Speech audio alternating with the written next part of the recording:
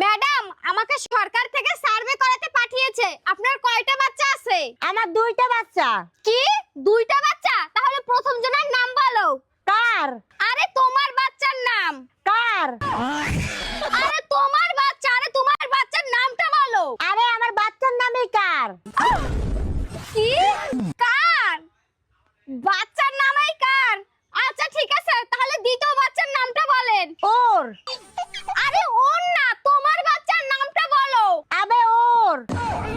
আরে ওর না, তোমার বাচ্চার নামটা বলো না। ও তো এখনো শিশু, ওর তো বিয়েই হয় নাই। আরে আমার বাচ্চার নামই ওর।